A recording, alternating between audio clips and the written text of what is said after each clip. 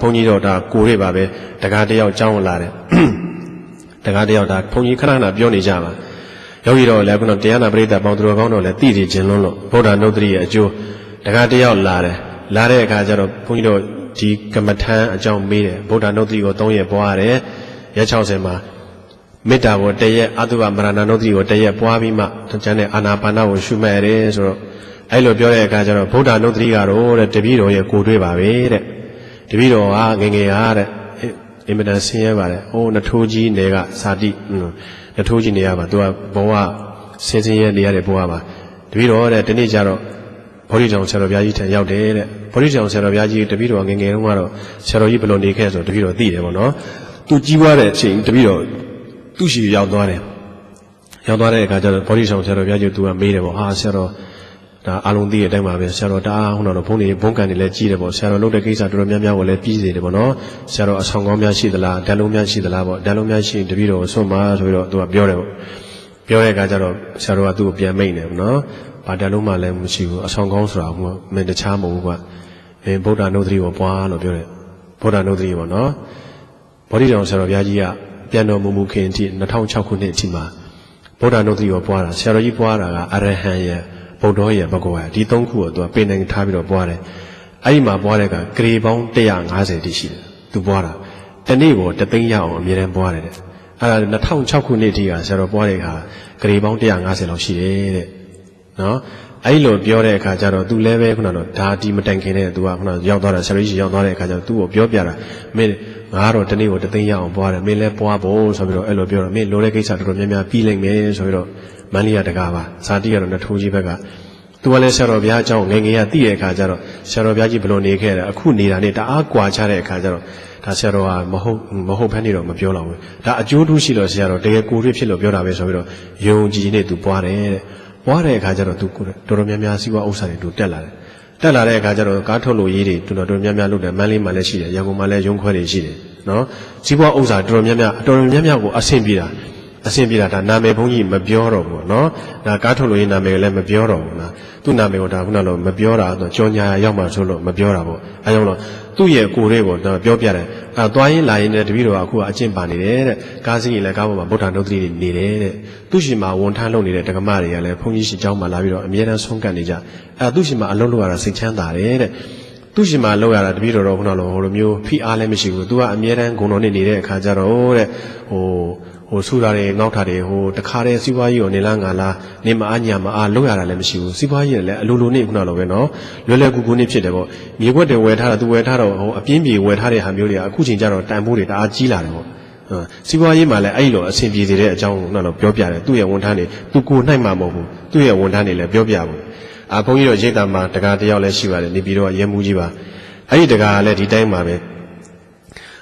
စောတော့ကတော့သူကျမ်းမာရေးတွေမကောင်းပါဘူးနှလုံးသွေးကြောကျဉ်တာမှာသူကသွေးကျဲဆေးကိုတောက်ရတယ်သူကတနေ့ကို9000ဘိုးလောက်တောက်ရတယ်ဗမာငွေလေးတနေ့ကို9000ဘိုးလောက်အမြဲတမ်းနေတယ်ကျောင်းမှာရောက်တရားထိုင်ပြီးတဲ့အခါကျတော့နှောက်တော့ပဲတို့တရားတွေကောင်းအောင်လာတဲ့အချိန်ကျတော့အဲ့ဗုဒ္ဓနုဒ္ဓရိကိုသူကပင်နိုင်ကမ္မထမ်းနဲ့မေတ္တာနဲ့ဗုဒ္ဓနုဒ္ဓရိကိုသူကအဓိကထားပြီးတော့ပွားတဲ့အခါကျတော့မေတ္တာကိုပွားတဲ့အတွက်ကြောင့်သူ့မှာနှလုံးသွေးတွေကြည်လင်ပြီးတော့နှလုံးရောဂါတော့လုံးဝသူပျောက်သွားတယ်ဆေးလဲတောက်စရာမလိုတော့ဘူးပေါ့နော်ဗုဒ္ဓနုဒ္ဓရိကိုလည်းသူကတအားပွားတဲ့အတွက်ကြောင့်မလို့သူကနေပြီးတော့ရဲမှုကြီးအငိမ့်စားယူတဲ့အချိန်တုန်းကသူ့မှာပတ်စံမရှိဘူးဒါပေမဲ့အခုအသက်62နှစ်ရှိပြီ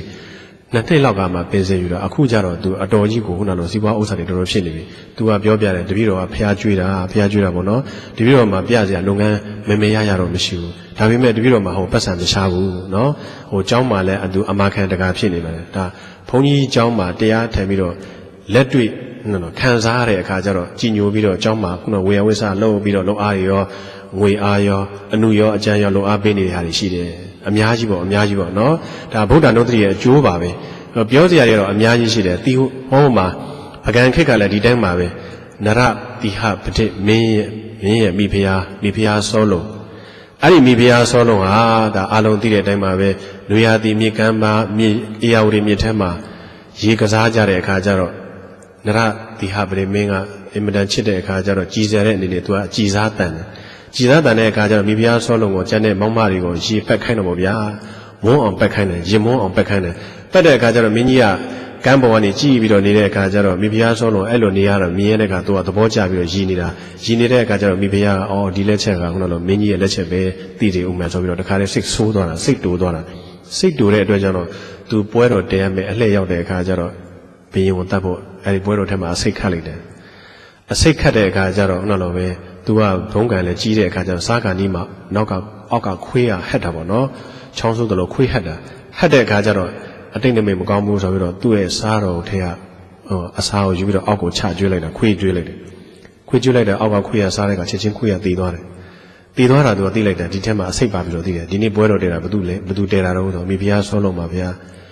မိဖုရားဆုံးလုံးတခါတည်းခေါ်ပြီးတော့မေးတယ်နော်နော်ဒီပွဲတော်တည်ဘာတွေထည့်ထားတော့အစိတ်ခတ်တယ်ပေါ့ဘာဖြစ်လို့လောက်ရတာတော့ဆိုခုနကိစ္စတွေပြောပြတော့ပေါ့နော်ငါကတင်းကိုချစ်လို့ကြည်စားတာတင်းကခုနကတော့အဲ့လောက်ထိရက်ဆက်ရမလားဆိုပြီးတော့တခါတည်းမီးစင်တင်မီးရှို့ပြီးတော့တတ်စီဆိုပြီးတော့အမိန်ချတယ်အဲ့လိုအမိန်ချတဲ့အခါကျတော့မိဖုရားဆုံးလုံးကဟုတ်လားတရားတော်မှာကျတော့ခုနချစ်ချင်းခုနလိုပဲသူမှအာကိုရမရှိတဲ့အခါကျတော့ဘယ်နဲ့လုံးတုံးဆိုလို့ရှိရင်ကားစဉ်ဆောက်တဲ့အလုံသမားတွေကိုသူကနည်းနည်းလက်ထိုးပြီးတော့အချိန်ဆွဲခိုင်းထားတယ်တပတ်လောက်အချိန်ရအောင်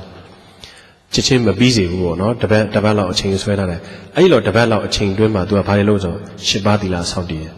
10ပါးသီလဆောက်တည်ပြီးတဲ့အခါကျတော့သူကဂုဏ်တော်အနေတိုင်းပွားများပြီးတော့နေတယ်ဂုဏ်တော်ကြီးပွားများပြီးတော့နေတာအဲ့လိုဂုဏ်တော်ပွားများပြီးတော့နေတဲ့အတွက်ကြောင့်မလို့9ရက်ပြည့်တဲ့အခါကျတော့အောက်ကမီးတွေနဲ့မွေးထားတဲ့ကားစဉ်ကိုတက်ခိုင်းတယ်တံပြားတွေပေါ့နော်အပေါ်မှာတံပြားတွေတင်ထားတယ်နောက်ကလည်းမီးတွေတားထည့်ထားတယ်အရှင်ကောင်းတဲ့အခါကျတော့သူ့ကိုအပေါ်တင်လဲတင်ရောသူလည်းအဲ့ဒီပေါ်လဲရောက်မီးရတခါတည်းငြိမ်းချသွားတယ်နော်တခါတည်းချက်ချင်းကိုငြိမ်းချပြီးတော့မီးဟာငြိမ်းသွားတယ်နော်အဲ့ဒီတံပြားဟာလည်းအင်မတန်မှခုနကတော့သူ့ကိုအင်မတန်ပူတယ်ဆိုတဲ့ဟာသူတက်မဲ့တံပြားဟာလည်းခုနကတော့ပဲမပူတော့ဘူးတခါတည်းအေးသွားတယ်တဲ့နောက်တစ်ချိန်တခါပြန်ပြီးတော့သူ့ကိုတခါပြန်ပြီးတော့ခုနကတော့အောက်ဆင်းခိုင်းပြီးတော့နောက်တစ်ချိန်ပြန်ကြိုးစားတယ်မီးအရှင်ကောင်းတဲ့အခါသူ့ကိုပြန်တင်မီးဒီတခါတည်းငြိမ်းသွားပြန်ပြီနော်3ချိန်တိတိအဲ့လိုလုပ်တယ်3ချိန်တိတိလုပ်ပြီးတဲ့အခါကျတော့မိဖုရားဆုံးလုံးကအခြေအနေကိုသူ့ရဲ့ကံတရားဝတ်ကြွေးပါလို့ဆိုတော့သူသိပြီသိတဲ့အခါကျတော့ငါသည်ဘဝတန်တရားဆက်ဆက်ကဒီလိုဝတ်ကြွေးဒီလိုမီးလောင်ပြီးတော့သိရမယ်ဆိုတဲ့ကံပါလာလဲဆိုလို့ရှိရင်ဒီတခါတက်တာသူ့ကိုချက်ချင်းမီးကလောင်ကျွမ်းပါစေဆိုတော့အဲ့ဒီကတက်တဲ့အခါကျတော့လောင်ကျွမ်းသွားတယ်နော်သူ့ကိုမသိမချင်းလုပ်တော့မှာအားကြောင့်မလို့စောစောကဗုဒ္ဓနုတ္တိရဲ့အရှင်ကြောင့်3ချိန်တိုင်တော့လို့ပဲမိဘုံပေါ်တက်ပေမဲ့မိဟာလုံးဝငြိမ်းသွားတယ်နော်ဒါဗုဒ္ဓနုတ္တိရဲ့ဘာဝနာရဲ့အစွမ်းနေ